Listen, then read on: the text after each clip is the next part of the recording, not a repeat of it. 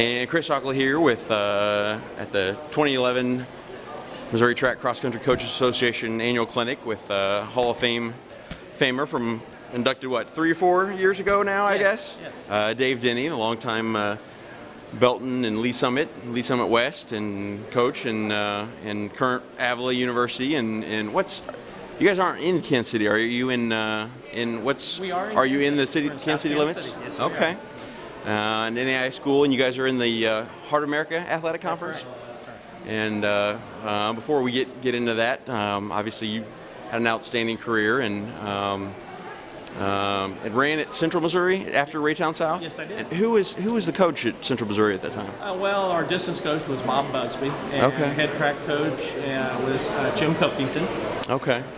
I'm wondering if he's the guy that I still see around there at meets and stuff. I don't know if that's maybe just an current administrator or. He used to start a lot of meets. Okay. I don't think he's around anymore. No. Okay.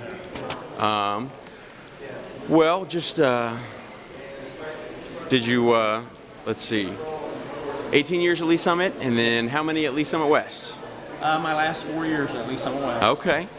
Well, and when you handed the reins off to Coach Griffin, did you imagine that he would keep the streak going for 5 in a row? Well, I'll tell you what, it was an amazing year that year. I had a group of freshman girls that were simply amazing. As the year progressed, we started out the year, we were going to go to the Forest Park meet. I was real excited going up there running where the state meet used to be in St. Louis, and I'd never been there on the course.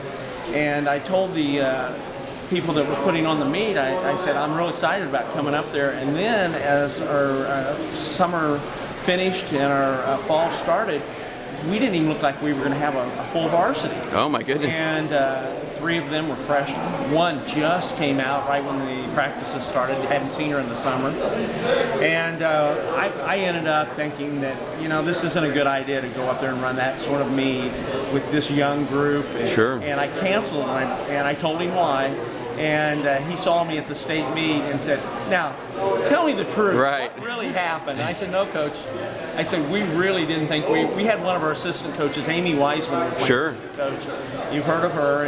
And Amy was in tears. She thought, Dave, we're not even going to have a full team. Yeah. This is going to be embarrassing. Right. And we went from that and the talk with Amy, trying to console her and saying, I think we'll be okay. And a few weeks later, we came up to Mizzou and took second to Jefferson City and got beat pretty soundly, but that was the last meet they lost until this year. And so it's funny how things can change with just a good core group of people. Matt and Ben, probably Big River Running, they were probably thinking, oh, he just wants a better coach's gift as the, to come to the meet. Funny. I had to really talk to them to convince them that I wasn't trying to pull something over or tell them a long story or something. Well, I think it was either a couple weeks ago at either Foot Locker Midwest Regionals or at NCAA Division I that Jesse said that Coach Griffin said that he told Ben that they were coming next year to Forest Park, and even maybe a week or two after that to a big meet out in maybe Richmond, Virginia. So I don't know if I'm breaking any news. I hope that I'm not supposed to share there, but yeah, just an unbelievable streak, and they're all so young still, so they may keep it going. And I was very fortunate in that I knew I was ready to quit teaching. Yeah. And I also knew that they wanted someone to be teaching there to coach. And it was hard to walk away, but when we won that title that year with the girls, I thought, this is the perfect time. Right. And then as the transition was going on, who was going to be hired, I really knew that Coach Griffin was a great person to carry that on. I had followed him because he won a state title at Raytown South, a real surprise state title in the late 90s. On the girls' side, Class 3 girls, maybe? Class 3 girls. Yeah. And he had one of his top girls go down in the meet, and they still won. Oh, my. I was really impressed with what he was doing at Raytown. Yeah. And he was very enthusiastic, and then he came out to Lee Summit North and was an assistant out there, and I was very impressed with how he contributed to their program. So I knew that he was probably a really good person to continue that, but at the same time, I will tell you this, it is not easy to repeat. Everyone thinks, oh, you have everyone back. You've got it sewn up. No, I know how hard it is to repeat. I was never able to do it. Well, I know because of you. After winning a title at Jefferson City, I was ready to go for 2 in a row at a senior year, and you and Mr. Dalby and Mr. Tegenkamp didn't quite let that happen, and that may be still one of my worst days, memories of my life. But I can relate to that. I was on a team with my 3 years in high school, second in state, first in state junior year, and I wasn't good enough to make varsity. My senior year, we were undefeated all season, trying to defend the state title. We took third. Yeah. And it's tough. It's tough as an athlete, and it's tough as a coach. And I know that Coach Marshall had such a great program at Jefferson City. He was so highly respected. He and Coach Licklider, I think everyone just marveled at how they had great teams year after year after year. And I kind of felt for him and the program that day because they had the best team in the state, no doubt about it. And it just goes to show the best team doesn't always win. Sure. And that happens often in our sport. And that's one thing I hope that we can get to agree on with the Coach Association, maybe naming an all-state cross-country team for kids that just have phenomenal seasons and just don't have just an off day at state. I know, especially Nathan Cowan of this year for Rockbridge, sectional champ and obviously dominating Rockbridge boys team that easily won. But I don't think there's any doubt he was one of the top 10 to 15 guys in the state, and so I'd love to see that happen if it will, hopefully. But just briefly tell me what. Obviously you've coached some great teams and individuals. Just briefly about what it was like working with, whether it was Joe Falcon or Amy Wiseman or Matt Tegenkamp or I've had some great ones, and not just those runners. Those three really stand out. Sure. Obviously. And when I was a young coach, I'd started a cross country program. Where was South Tuscumbia? That's right. And now south of Jeff City. And the highlight of my career early was starting a program down there. And we came up to Elias. We talked our way into getting in a meet at Elias. They didn't even know where Tuscumbia was. The coach when I talked to him that day, and we came up there and we won the meet.